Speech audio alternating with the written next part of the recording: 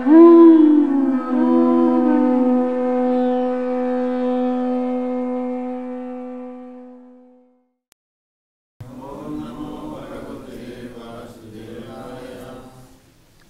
Namo Bhagavate Vasudevaya.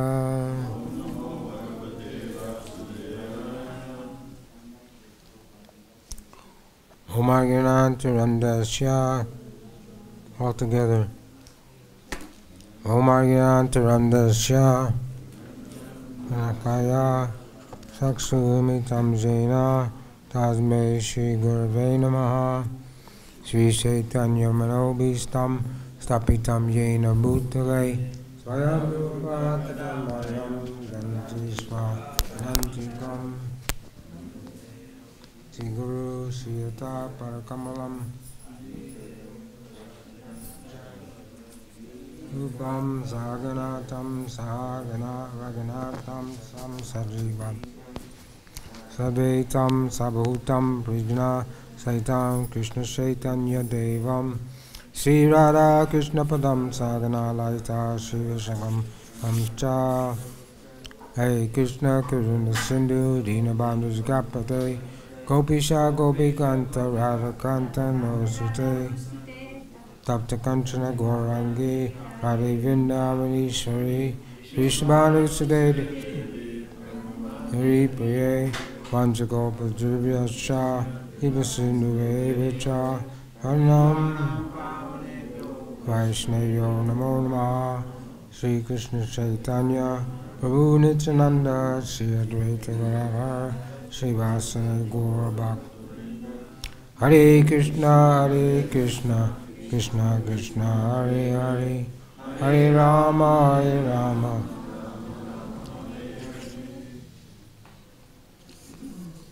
So tonight we're reading from Bhagavad-Gita as it is.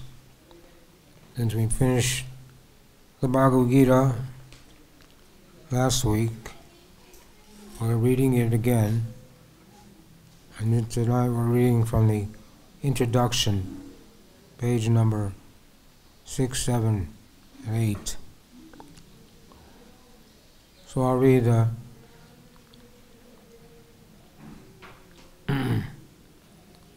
each paragraph and try to give some comment.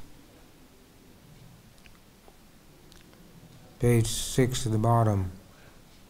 Lord Krishna descended specifically to re-establish the real purpose of life when men forget that purpose. When man forgets that purpose. Even then, out of many, many human beings who awaken, there may be one who actually enters the spirit of understanding his position. And for him this Bhagavad-Gita is spoken. Actually we are all swallowed by the tigress of omniscience, but the Lord is very merciful upon the living entities, especially human beings.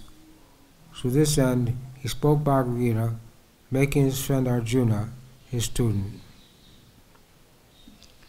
Being an associate of Lord Krishna, Arjuna was above all ignorance.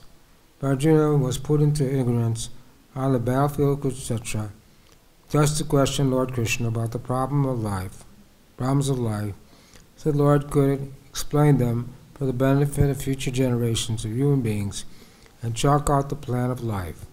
Then men could act accordingly and perfect the mission of human life.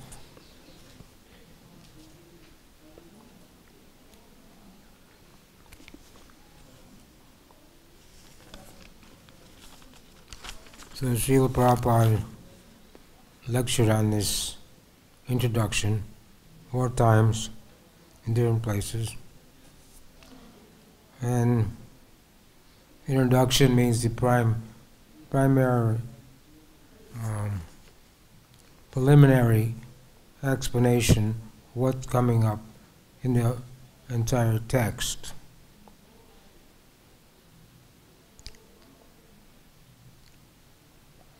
So, when Krishna came 5,000 years ago, Yada yada hi dharmasya anibhavata bharata abhitanam dharmasya tadatma sujamiham. Whenever, wherever there is a decline in religious practice, O descendant of Bharata, and the predominant rise of real religion, at that time I descend myself. Parichaya sadhunam vinishaya cha diskritam dharmasantar pradhanaya sambhavani yuge yuge. To deliver the pious, to annihilate the miscreants, as well as to re-establish the principles of religion, I myself appear millennium after millennium.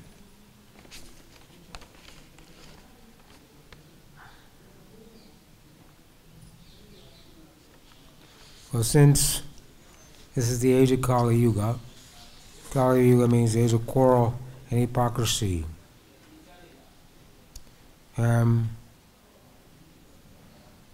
The Prophet says here, we're being swallowed by the tigress of illusion. You know, a fierce tiger is a very fierce animal. It can swallow up practically anything in a few moments. So the whole world is being swallowed up by this tigress of illusion. But the Lord's mercy is here given to us because He spoke the Bhagavad-Gita. You ask anyone on the street, anywhere in the world, what's the purpose of life? And they can't give an answer. Even doctors, lawyers, scientists, they don't have any real answer. Most people think the purpose of life is to work hard for 20, 30 years, accumulate some money, buy a motorhome, which they have in America, a motorhome. People live in a big car, but it's like a home, and go somewhere where it's warm and quiet and watch television. And they think that now my life is successful. Or even the doctors, people have to go to the hospital, get cured of some disease. And when they're in the hospital, they just simply sit there and watch television. So when they get out of the hospital, they cure the disease, so they go home and watch television again. So doctors don't cure anyone give anyone an idea of what the purpose of life is, and nor the patient gets any idea what the purpose of life is, unless the doctor is a devotee. So that's how, very rare. But even if the doctor's devotee, he can't really, most doctors, devotee doctors, they can't preach to people too much unless they're innocent, unless they're want to give oral reception, want to hear. Most people don't want to hear any philosophy. Even the parents of the devotees, when the devotees became devotees, the parents were, some parents were favorable, and most of the parents were not favorable. And when you try to tell your parents you shouldn't eat meat, shouldn't gamble, shouldn't take intoxication, shouldn't have illicit sex, they say, well, we don't want to hear this. We're not interested. You can do whatever you want to do, but we're not interested. Well, people have been reduced to the cat and dog society. What's the business of cats and dogs? Eating, sleeping, mating, defending. And that's all people do in this world, is eat, sleep, mate, and defend. And Srimad Bhagavatam says, 12th canto, that in this age of Kali Yuga, people will think their only business is filling their belly. So there's so many, when we go on Harinam and the big cities all over the world, and in the big downtown areas where people have tried to come for their nightlife entertainment. We see there's all restaurant, nightclub, bar, restaurant, nightclub, cinema. All these things are there over and over again. Different varieties of the same thing. Prahlad Maharaj says it's like chewing the chewed. You take some sugar cane and you chew it for a while, it tastes sweet, and you spit it out. Then sometime later you pick it up again, try to chew it again, but there's no taste, it's not sweet anymore. So people are frustrated, trying to enjoy their senses in so many ways. Prabhupada noted that even men of old age, 60 or 60, 70 years old, are still going to the nightclub to try to enjoy.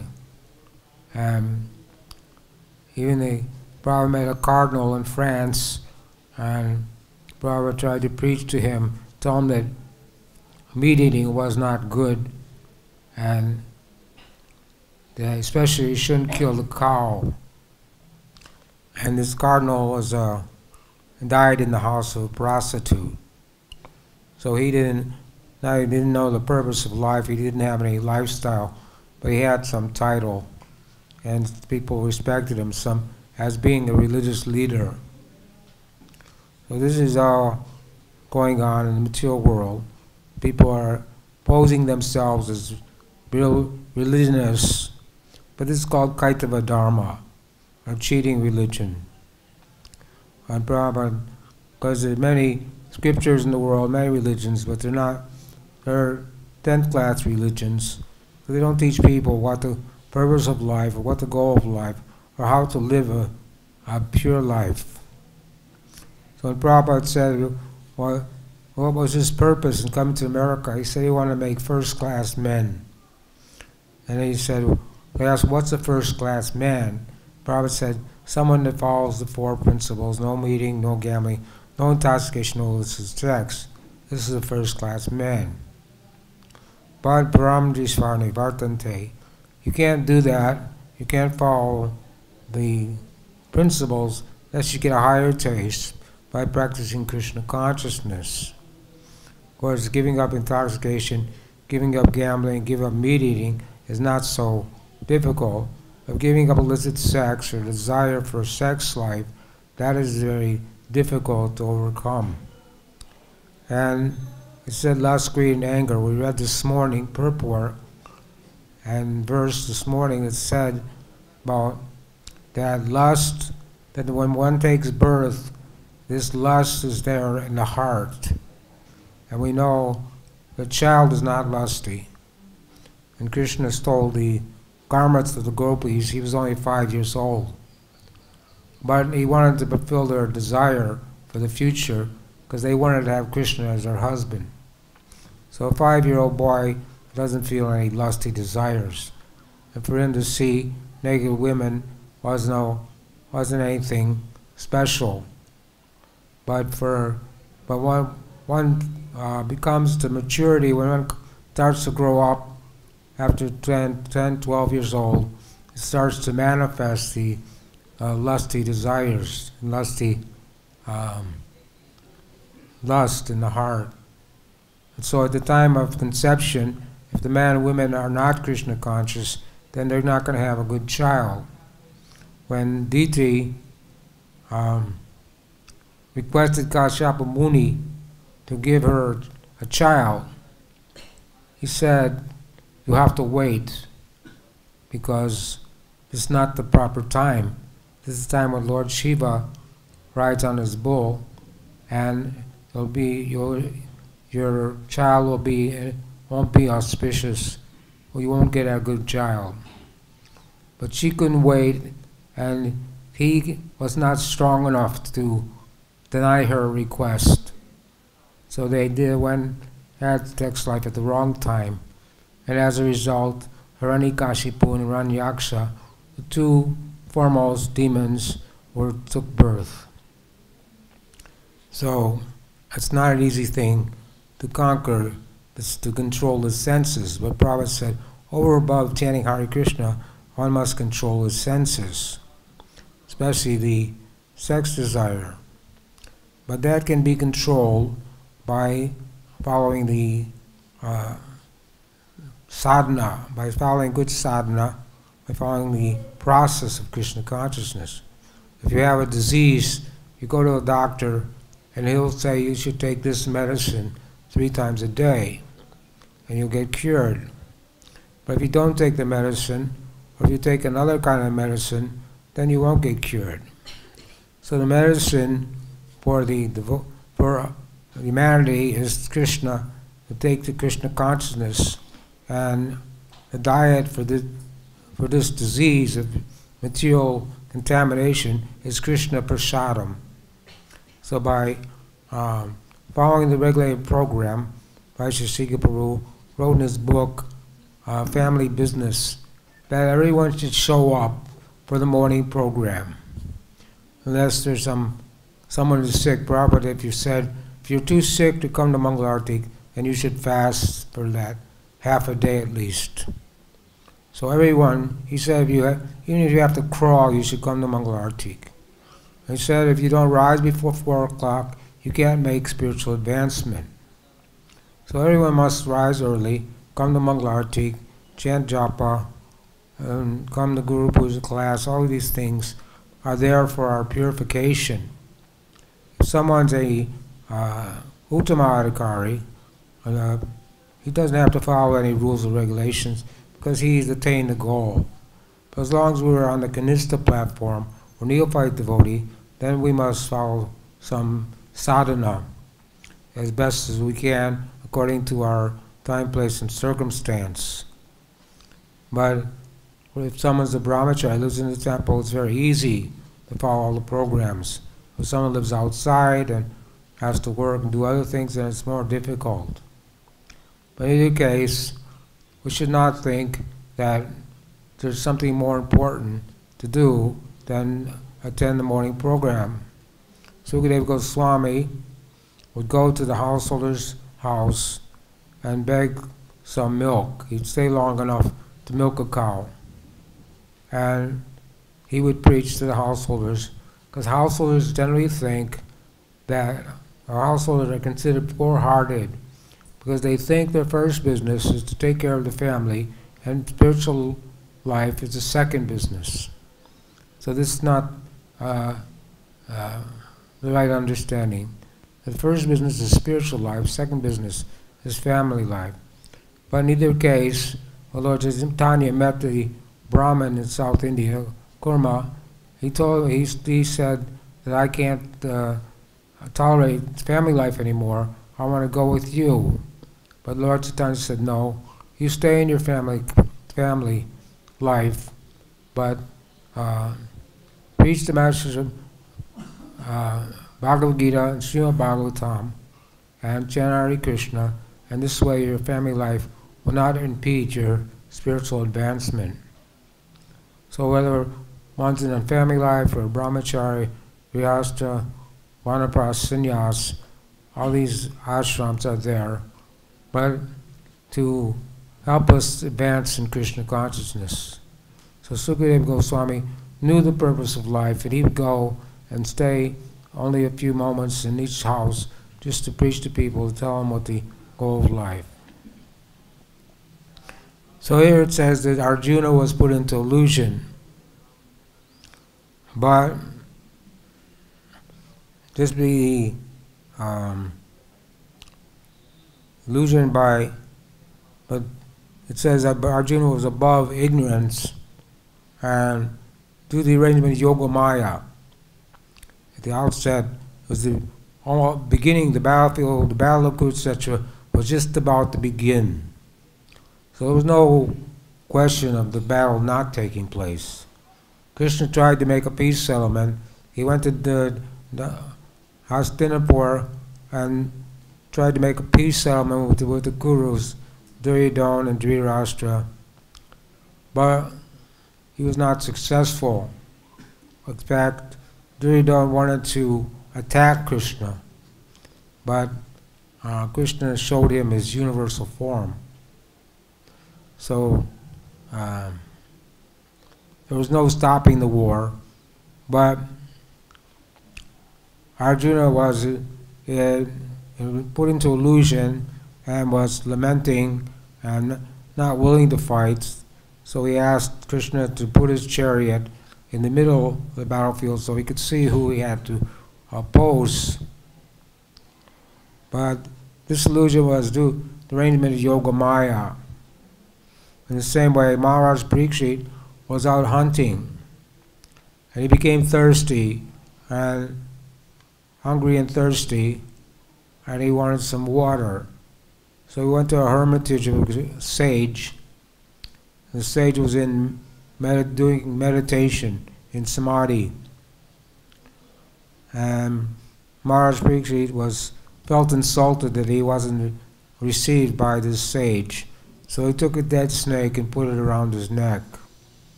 And then he went away. But Maharaj Parikshit was also a pure devotee, and he would not do such thing, willingly do such a thing on his own accord. But it was the will of the Lord and arrangement of Yoga Maya that he do this, because after that, then the son of the sage cursed Maharaj Parikshit to die in 7 days. And this way, it was arranged that the Srimad Bhagavatam be spoken by Sukadeva Goswami to Maharaj Parikshit. So in either of these cases, the devotee is always a devotee, and the Lord arranges to speak to his devotee for the future of mankind. Because Krishna can see past, present, future, Trikalayya. The devotee can see past, present, and future. So he knew in the future human society would become more and more degraded. So this Bhagavad-Gita says it chalks out the path of life. When you go to school, they have a chalkboard, blackboard in the front of the classroom, and the teacher writes down all your assignments and all the important things that you should remember. So in the same way, the Bhagavad-Gita is chalking out the path of life. And the 6 Goswamis were the ideal example of this. They also chalked out the path of life. They came from aristocratic families. They kicked it off, all the aristocratic wealth and fame and whatever prestige they had. Rupa and Sanatana Goswami had boatloads of gold and silver. They gave all their money away, only kept what was necessary, and became devotees. So this is what is wanted. Vairagya Nija bhakti-yoga. Lord Chaitanya came to teach Vairagya and knowledge and renunciation. The Bhagavad-Gita says, in the 15th chapter, that there's a banyan tree in the material world, and this tree is binding everyone to the material world. So the way to get free from this bondage of material life, it says that the real form of this tree cannot be perceived in this world, but with determination one must cut down this tree with the weapon of detachment, and therefore go back to Godhead. So we have to become detached from all our material desires. So someone may be practicing Krishna consciousness for many, many years, but the advancement may not be coming very slow, because he's still maintaining material attachments, especially ahankara and I, me, mine, thinking I'm this body and everything I have belongs to me. So this detachment is difficult. Come to that platform where one is detached and simply depend on the Lord is not so easy. Now, 5 subject matters. The Bhagavad Gita deals with 5 subject matters. First, Prabhupada was speaking on this introduction. And he said that even in China, people know that you have to go to India as a place for getting knowledge about religion. Still, I don't know if that's true now, but when Prabhupada spoke that introduction to Bhagavad-Gita, said even in China, they know if you want to know about spiritual life, you should go to India. So all the teachings, we're following the teachings of the Pasacharyas, the Parampara system, beginning with Lord Brahma, Parampara system. One has to be situated in the Parampara. And there's 4 bona fide Paramparas, one from Lord Shiva, one from Lord Brahma, one from the 4 Kumaras, and one from Lakshmi. And all those 4 Sampradayas, they may vary in their philosophy some degree, but they all agree about one thing, that Krishna is the Supreme Personality of Godhead. So the 5 subject matters is being explained here. The first is that Krishna is the Ishvara, or the science of God. And there's more than 200 verses in the Bhagavad-Gita and Prabhupada's books that substantiate this. Prabhupada was on a morning walk. He asked the devotees, how do you know that Krishna is God? And the devotees said some different things. And then they said, because Krishna says so in Bhagavad-Gita. So Prabhupada said, yes, that's correct. So many verses, Krishna's Ham Sabhasha, Prabhu, I'm the source of everything material and spiritual, and many more verses that establishing Krishna as the Supreme Personality of Godhead. And he's the Ishvara, Ekale Ishvara. Chaitanya Charitamrita also establishes the fact that Krishna is the Supreme Personality of Godhead. Ekale Ishvara, Krishna Ara Sabja Paricha.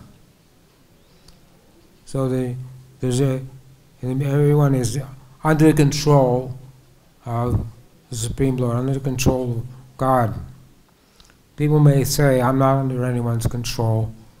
People may say, I'm not afraid of death, but we're controlled at every moment by the 3 modes of material nature. And in the Bhagavatam, in the 2nd canto, it's describing how the different demigods are in control of different senses in our body. So according to the stars in the sky and different factors of material nature, we're forced to enjoy or suffer in so many different ways. And this can be predicted by an astrologer. He can see your chart, your time of birth, and date of birth, and place of birth. And then he can calculate what your past life was, and what this present life is, and what your future will be, to some degree. Of course, if you find a good astrologer nowadays, that's difficult. But in the past, the Brahmins would, all the Brahmins would know astrology, they know Ayurvedic medicine. So a Brahmin, if you were sick, you could go to a Brahmin and get treatment. If you want to know your future, you could consult with a Brahmin. But Kalo Sudra Sambhava, in Kali Yuga, there are no qualified Brahmins. So there's different kinds of sacrifice, horse sacrifice and cow sacrifice, and these are all forbidden in the sage, because in order to perform a sacrifice, like Maharaj Yudhishthira, he wanted to perform the Rajasuya sacrifice. So in order to do that, you have to have priests who to recite the mantras. And then they have another priest who's the checker to make sure that all the mantras are pronounced correctly, so the sacrifice will come out successful. But there's no such thing, there's no people available in this age to do that. So It says Harinam, Harinam, Harinam, Eva Kibalo, Kaluna statement and Sabana statement, Gachiranyata. Then it says the only sacrifice, the only religious principle is chanting the Maha Mantra, Hare Krishna, Krishna Krishna.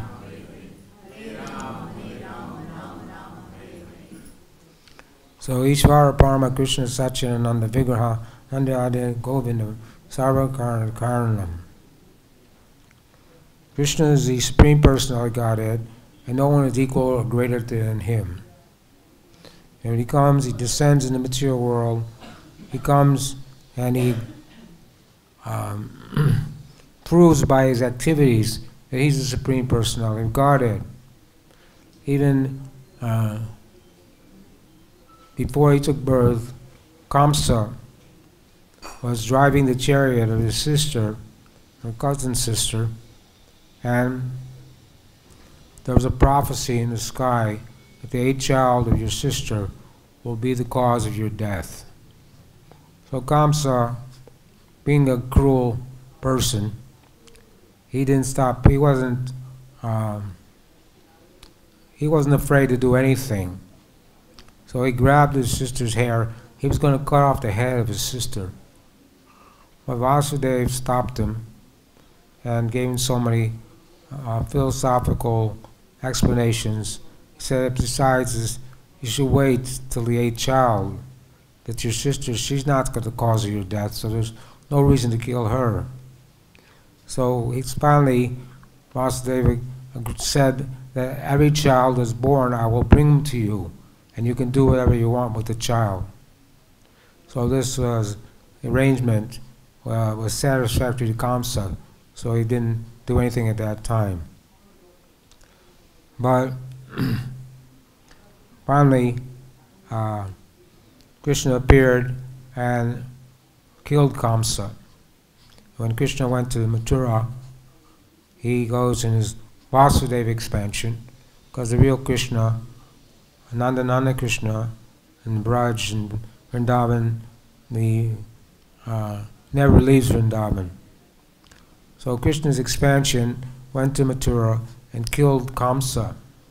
Only that Krishna was this boy, he was only 11 years old, but he was looking older, and the people in the arena, after they had killed the wrestlers that attacked them, Krishna and Balaram, and Krishna killed Kamsa. He dragged him off the dais and punched him and killed him. But Krishna had to drag Kamsa's body around the arena where the people were watching the event to prove that that Kamsa was actually dead. Because people didn't believe Krishna could kill such a formidable enemy, because Kamsa had the strength of 10,000 elephants. It was a Maharati. So in this way, the first topic is the Supreme Personality of Godhead, Ishvara or Krishna. The second topic of Bhagavad-Gita is the Jiva. And there's 25 verses here in this book describing some of the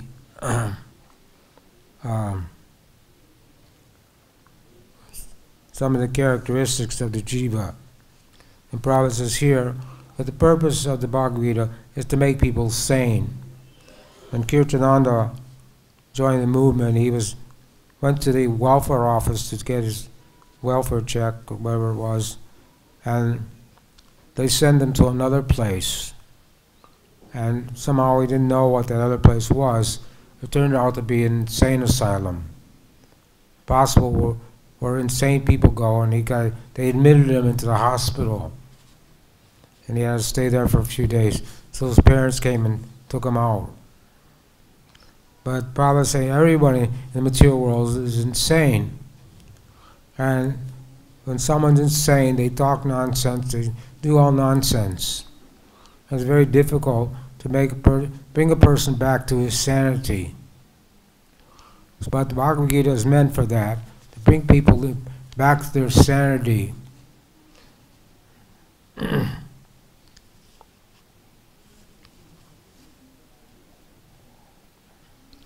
And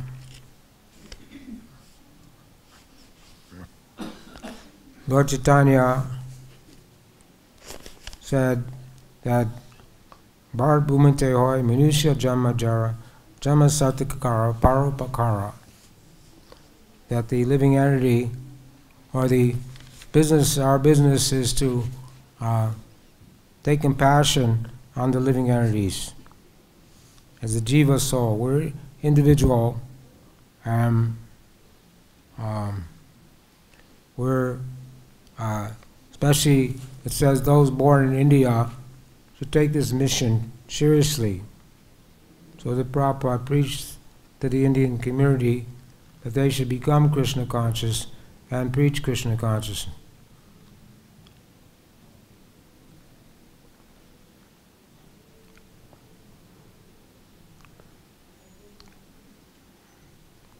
Anyway, the Jivar Srupoy Nitya Krishna Das, we're all living entities. The spirit soul is there in 8,400,000 species of life.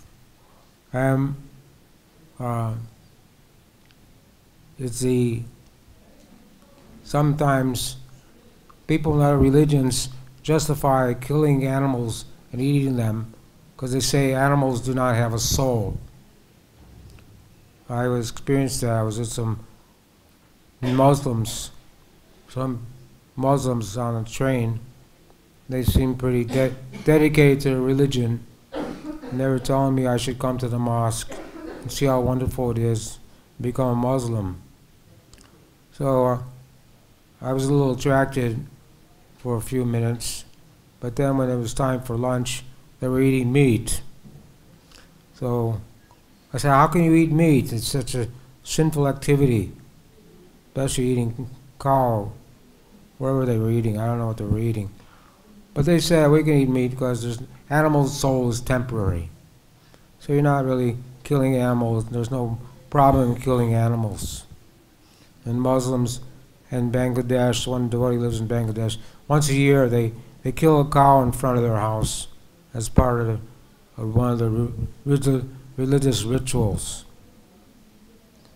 So this we're trying to stop all these things, trying to educate people. And but as a jiva, we're tiny. 1/10,000th the tip of your hair. The size of the soul. But it cannot be deceived. Bhagavad-Gita says that one, in the conditioned life, he sees one body after another as the air carries the aroma. So the soul is so active in the body, it's the source of consciousness. As soon as the soul leaves the body, there's no longer any consciousness. Then that is death. Scientists will say that it's just a combination of chemicals. In the future, we're going to bring dead bodies back to life. We're going to bring people back to life. But they can't do it because everyone has to go through the cycle of birth, death, old age, and disease. And so when the person dies, there's no life force, there's no conscience. The soul has left that body. And the scientists can't put the soul back in the body. They don't know about the soul. They think that it's just a combination of chemicals. So we'd say to them, okay, we'll give you all the chemicals, you bring one dead tree back to life, or bring one dead insect back to life. But they can't do it. But they only give promises and false hopes. Someday in the future, we're going to do these things. So the living entity is bound up in the material world. When he comes in the living entity, the jiva is the marginal potency. There's the external energy, the internal energy, and the marginal energy. And the jiva, he's the marginal energy. So the jiva can be, it says there's two kinds of living entities, those are fallible and infallible. In the material world, everyone's fallible. In the spiritual world, everyone's infallible. Because in the material world, every living entity has to take birth and die and take birth again and again, like a Ferris wheel going around and around. Birth, death, birth, death, birth, death. Prabhupada said the soul is so active in the body, then when someone dies, there's no more activity. So how can something so active at one point be inactive all of a sudden? So it's not the soul is not active, but the soul goes to another body. And sinful people, they're dragged to the court of Yamaraj, and he decides what your next body will be. And it says the planet of Yamaraj is very near to the Earth planet. And so for whatever, at the time of death, the soul has to get the results of his activities. And if he's pious, he can go to heaven. If he's impious, he has to go to hell. Either way. But the soul, the jiva, is always a person. He always has form. He's not impersonal, and he's not, can never be without activity. So they think that this body is just a combination of chemicals. That's a, Prabhupada calls it childish explanation. So the rest, those two things, is Ishvara, Krishna, and then the position of the soul. Then Prakriti is mentioned here. And Prabhupada and giving a definition. What is material nature? This is also explained in Gita as inferior Prakriti, inferior nature. The living is explained as the superior Prakriti. Prakriti is always under control, whether inferior or superior. Prakriti is female and is controlled by the Lord, just as the activities of a wife is controlled by the husband. Prakriti is always subordinate, predominated by the Lord, who is the predominator. The living entity and the material nature are both predominated, controlled by the Supreme Lord. According to the Gita, the living entity, also part and parcel of the Supreme Lord, are to be considered Prakriti. This is clearly mentioned in the 7th chapter of Bhagavad-Gita. Aparyam istastu anyam prakritim vidi me param jiva bhutam.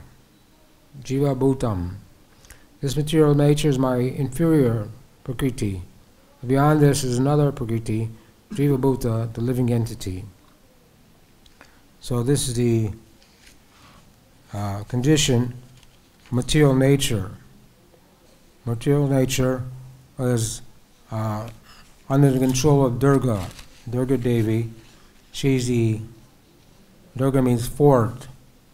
So Durga, when we living entity misuses his independence. We have a minute independence, and so we can choose whether we want to go to the spiritual world or come in the material world. So if we misuse our independence and decide whether we want to come in the material world, then one is immediately put under the influence of the three modes of material nature: goodness, passion, and ignorance. And one is then bound up by material nature. Since time immemorial, we've been bound up. To get free from that bondage is only possible if one gets the mercy of a pure devotee. Even Prahlad Maharaj met the Supreme Lord, Lord Nrsingadev, but he said that he had to have the mercy, Gopi Bharat the Kamala Das Das Das, that one, if someone says, I'm a devotee of the Lord, he's not my devotee. Krishna says he's not my devotee. If one says, I'm the devotee of my devotee, then he's a real devotee. So only by the mercy, Guru Krishna Prasadi, by Bhakti Lata Bij, by the mercy of a pure devotee, then one can also become a pure devotee and get release. Maya is there testing us. When you become a devotee, it means you're declaring war on Maya. We're saying we no longer want to listen to Maya anymore. But Maya is always trying to trick us. But so if you want to serve Krishna, if you don't want to serve, if you want to be a Kali Chela, Prabhupada calls them. Some people dress like devotees, look like devotees, but that's the Kali Chelas. That they join with Krishna consciousness movement with material motivation to get some money, to get an easy life, and so Maya keeps them bound up in the material world. But if one is serious about serving Krishna, then Maya will also help you in becoming Krishna conscious. So it works both ways, according to our desire. Tesam satasa yutanam bhajatam priti parvakam. Krishna says, those who worship me, love and devotion, I give the intelligence to come to me. So Krishna helps the devotee to get free from the bondage of material life. And yam yam vapi smaram bhavam, whatever you're thinking about at the time of death, that will determine what your next body will be. So devotee, materialistic people, at the time of death, they're very fearful and in anxiety because they don't know what to expect from death. And they see the Yamadutas coming, and it's a very painful situation. But you ask any doctor, devotee doctor, when they see a devotee die, it's a different situation. Devotee is not fearful. Most devotees are effulgent in many cases. Devotees are very peaceful because the Yamadutas don't come for. When Ajamil was being arrested by the Yamadutas, the Vishnudutas came because Ajamil chanted the name of the Lord, chanted the name of Narayan. So the Yamadutas were confused because they no one ever checked them from bringing a sinful person to Yamaraj. So they went to Yamaraj and explained the incident, and Yamaraj said, Dharma tu Bhagavan pranitam saksad. Anyway, he said the real religious principles are enunciated by the Supreme Lord, and you can bring to me those people who are addicted to sinful activities. But those people who wear Vaishnav tilak and neck beads, devotees, don't bring those people to me. So if a devotee is practicing Krishna consciousness his whole life and chanting every day 16 rounds at least or more, then it's less likely he will not have to go to Yamaraj and suffer again repeated birth and death. But even if you're not successful in your Krishna consciousness, you still have some material desires. Krishna says you will go to a higher planet, and then you'll come back in to this earth planet, take birth in an aristocratic family or a pious family, and take up Krishna consciousness again. He says in his Krishna consciousness, there's no loss or diminution. In other words, if you have a spiritual bank, if you have a bank balance at the time of death, you can't take anything with you, no matter how big your bank balance is. But for a devotee, we have a spiritual bank balance.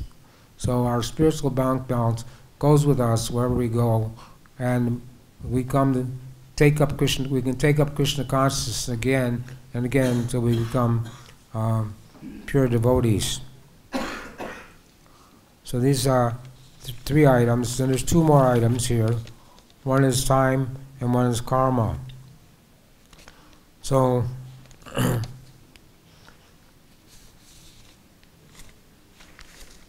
Krishna says in Bhagavad-Gita, that time I am.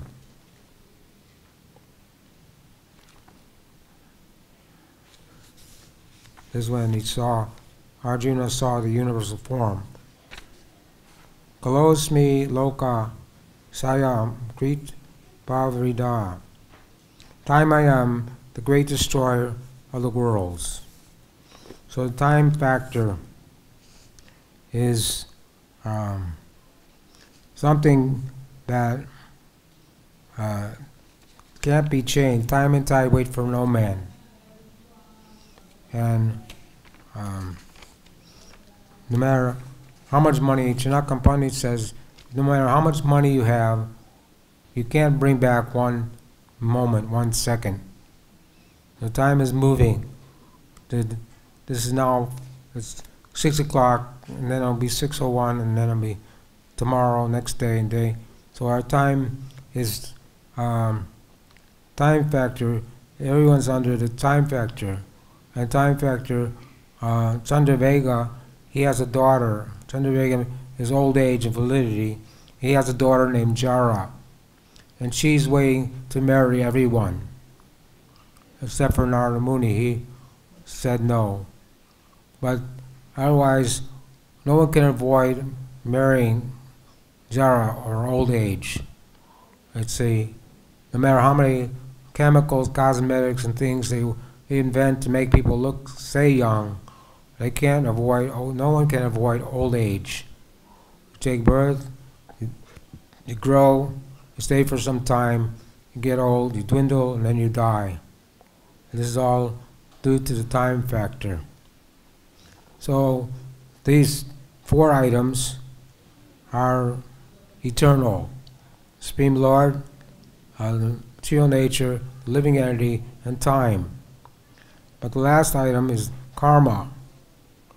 And this is the only one that's not eternal. You can change your karma. In Brahma Samhita, it says,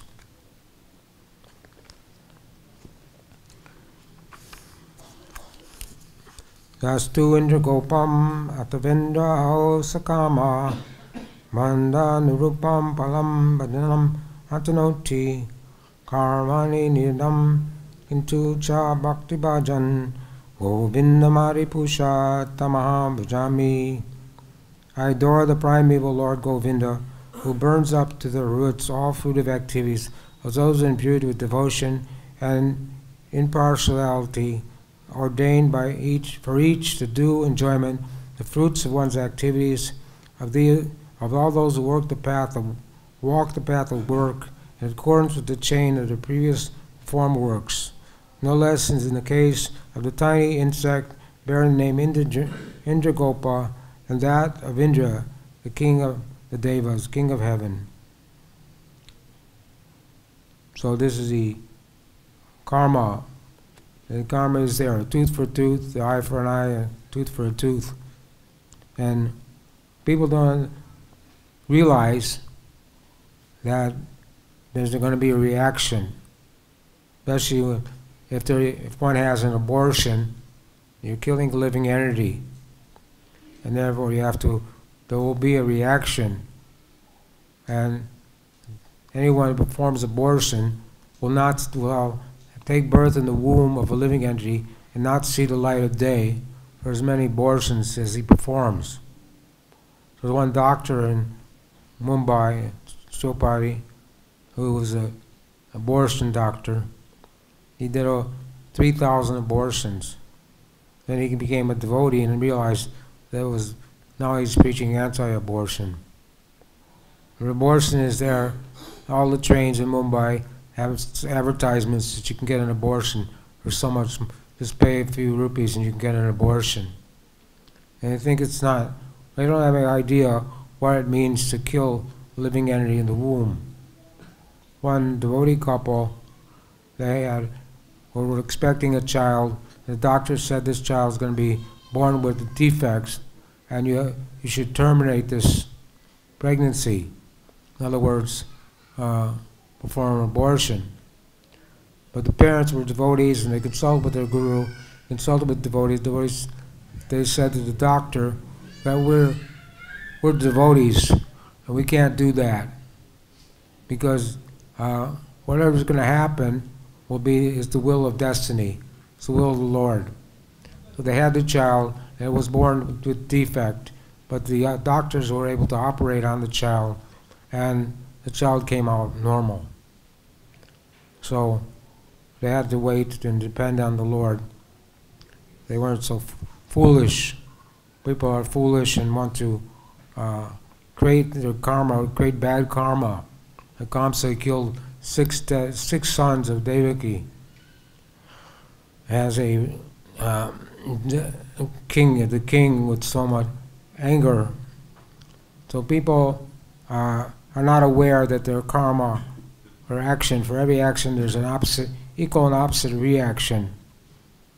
And so Here in Bhagavad-Gita, Prabhupada says that one can learn everything, depends on perfect knowledge. And this is explained in Bhagavad-Gita, how to get perfect knowledge. Prakriti kriyamanani gunakarmani sarvaja ankara vimudatma katam iti manyate. The living entity under control of three modes of material nature think himself the doer of activities which are actually carried out by nature. So the Supreme Lord is the controller of everything. Three kinds of realization: Brahman realization, Paramatma realization, and Bhagavan realization. Brahmameti, Paramatmeti, Bhagavan itite, ichate. So the devotees, when you become a devotee, you automatically realize Brahman realization, Paramatma realization, and the goal of the Krishna consciousness is to become a devotee of Krishna, or become Krishna conscious. So Prabhupada is also saying here that the Mother Nature, is also not independent. We call Mother Nature, then there must be a father. So without the mother and father, there's no chance of producing a child. So material nature is not independent, and Krishna is the father. He's the Hambija Pradapita. He's the father of all living entities, and he's the controller behind everything. So when Mother Earth is overburdened by sinful activities, she goes to the ocean of milk. She goes to Lord Brahma to ask for help, and Lord Brahma goes to the ocean of milk and prays the Lord for help. And then the Lord, he hears. He doesn't see the Lord, but he hears. The Lord explains to him what is going to take place and how he's going to relieve the burden of the world. This is why Krishna came 5,000 years ago, because the world was overburdened by demoniac kings who were irreligious, and so Krishna came 5,000 years ago. Then Lord Chaitanya came again 500 years ago, because the same thing was the people had become irreligious. Even in Navadvip, people weren't interested in devotional service. They were only interested in making arrangements for the marriage of their children, accumulating money and wealth. So they'd worship the demigods. But this is for less intelligent people, worship the demigods, whose fruits are limited and temporary. And only if Krishna sanctions can the demigods give someone their material desires. So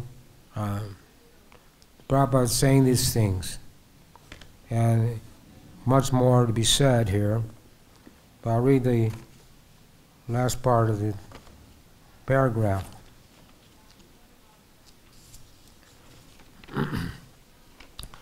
Of these 5 basic subject matters in Bhagavad Gita, it is established that the Supreme Personality God, or Krishna, or Brahman, or the Supreme Controller, or Paramatma, you may use whatever name you like, is the greatest of all.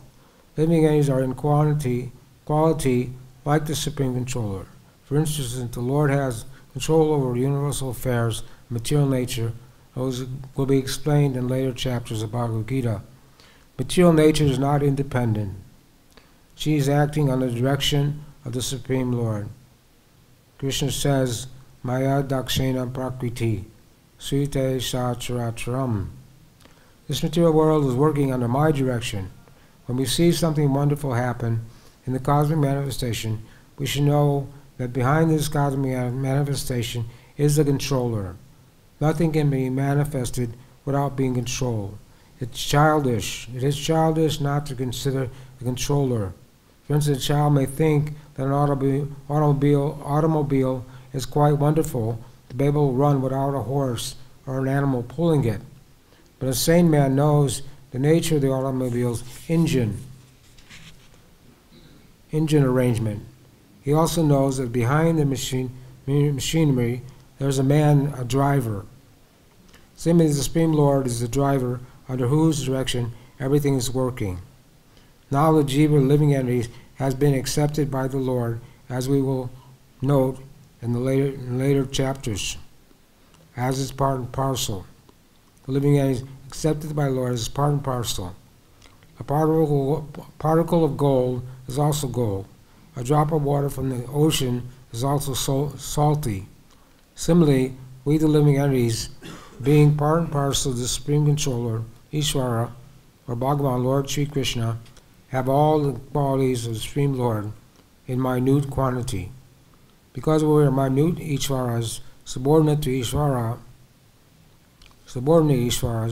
we are trying to control nature. As presently, we're trying to control space or planets, and this tendency to control is there because it is in Krishna. But although we have the tendency to lord it over material nature, we should know that we are not the Supreme Controller. This is explained in Bhagavad-Gita. So Prabhupada says that,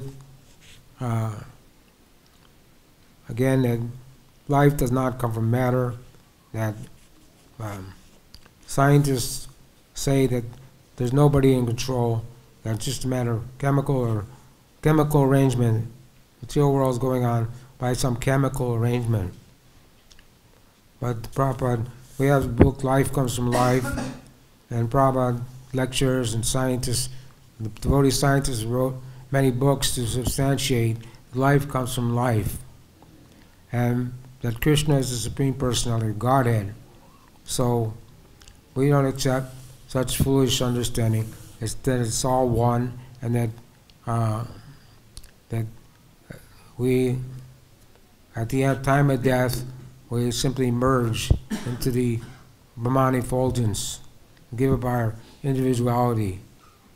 In all cases, we're always a jiva, we're always an individual, and the Lord is also an individual person. So here, we're in Vrindavan, and Prabhupada wrote the Krishna book first to explain the pastimes of Krishna so people will understand that God is a person, that we're all persons, and if God is not a person, then we're better than God, because we can't have something that God doesn't have. So the Lord can appear as He likes by His own desire. He's never entangled in the material world, although it may appear so. When Krishna came, performed His Rasa Leela, it was not a mundane activity. The Prikita Sahajiyas, they want to imitate Krishna's dancing with the gopis. But this is not to be imitated. But Krishna's dancing with young girls in the dead of night was nothing material. The gopis were not lusty like ordinary women. It's the difference between iron and gold or day and night. The gopis were only interested in pleasing Krishna. They had no desire to enjoy apart from Krishna.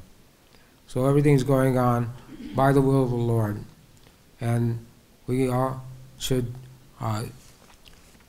understand these 5 points that are mentioned in Bhagavad-Gita by studying Prabhupada's books, by listening to Prabhupada's lectures, by not wasting our time. There's 24 hours in a day. We should try to utilize our time. It says that 24 hours a day, one should hear, name, qualities, pastimes of the Lord, hear and chant about the name, form, qualities of the Lord. This way, we will not miss you. Devotee is one of the symptoms of a pure devotee. He does not like to waste his time. So in any circumstance, the devotee is always trying to keep himself in Krishna consciousness, whatever he's doing. And we can do that by listening to kirtans, if we have to travel somewhere, we can listen to a proper lecture, we can listen to kirtans, or if we have to do banking, whatever we have to do, we can also do it. But we should understand we're doing it for Krishna. Nirbandhan Krishna Sambandhe Yukta Vairagya Uchite. So Prabhupada did all these things. He did banking, he printed books, he managed a society, which he had to do things that were not, you're thinking they were not the business of a guru or a spiritual person. Like in the beginning of the movement, he was performing marriage ceremonies. And then a sannyasi shouldn't do that. But Prabhupada did it because he knew that Western people couldn't live as brahmacharis and single women, single men. They couldn't live and be devotees. So he thought it was necessary to marry people so they could practice Krishna consciousness together. But after some time, he did stop that because there was divorce and separation was going on. So Prabhupada didn't want that, didn't approve of that, and so he stopped performing marriage ceremonies. But if someone wants to get married, you should consult with your guru, get the permission of your guru, and then you can have a Krishna conscious wedding, Krishna conscious marriage, where you make Krishna the center of your life. And this way, will not waste the human form. So that's the conclusion to this seventh page of the introduction to Bhagavad-Gita, and this introduction is close to 28 pages, only almost 30 pages. So there'll be more speakers on introduction, and Prabhupada did speak on the introduction. You can listen to his lectures and get all the nectar you want. So we'll stop there. Anybody have any comments, questions? Yes? Actually, I have two questions. Guru Maharaj, am I right hearing that you said Krishna is actually present in Vrindavan every day? Or did I understand it misunderstood? What's that? Krishna is present in Vrindavan daily? Yes. Krishna has his Nitya Lila, and Vrindavan is Gokul is the replica of the Golok Vrindavan. So Krishna is always in Vrindavan, he never leaves Vrindavan, but he's not visible to the material eyes. You have to have spiritual eyes. Pramanjana Charita Bhakti Vilochanena. When you get spiritual eyes, you can see Vrindavan, see the real Vrindavan, and see Krishna. But Krishna never leaves Vrindavan. But he went to Mathura by his Yogamaya potency, but it was his Vasudeva Krishna. And Krishna doesn't kill demons, his Vasudeva expansion kills the demons, even though it looks like he's killing demons. So Krishna's here, especially here in the land of this Vrindavan Dham. That's why so many people come here and visit the Dham. Any other question? Yes? Am I allowed? You were talking about Jamaduts and Vishnudats. Jamaduts, not Vishnudats. My question, does the Vishnudats only come when you are totally purified, or does he come anyway? Does they come anyway if you have tried even, suppose you have to go to God, you must be totally purified. And now I have tried, or somebody has tried so much, and you are not purified. Suppose you have to have that like that, and I have so much devotion. I try my very best. Do Jamaraj come to take me, or Vishnudev when I die? What's the question? The question is, does Jamaraj always, when does Jamaraj come to take you at the end of your life, and when does Vishnudev come to take you? I mean, must I be totally purified to go along after that with the Vishnudats, or does Jamaraj also play a role? Because I'm not totally purified at all, I think, when I die. Of course. If you still have material desires, you have to come back to the material world. If you're free from material desires, you go to the spiritual world. Or you go where Krishna's having his pastimes, get trained up to become pure, more to engage in his service and your eternal sarup or rasa, whatever your identity is in the spiritual world, that will be revealed to you, so you can join in Krishna's pastimes and serve Krishna. Question? We said Krishna can see past, present, and future, and we have free will. So, does he see our future? Why not? He knows the future, but still we have free will. yeah, we can. change our future. But he can see that as well. Yes, but the future, destiny is there. According to our destiny, the time of birth, everything's destined. So, but Mari Krishna Rakeke, Krishna Marike. So if Krishna wants you to live, no one can kill you. If Krishna wants you to die, no one can save you. Rake Krishna Marike, Mari Krishna Rakeke. So Krishna's witnessing. He's the overseer and permitter. He's witnessing our activities, but he doesn't interfere with our karma. Unless you become a devotee, then he will help you get released from material nature.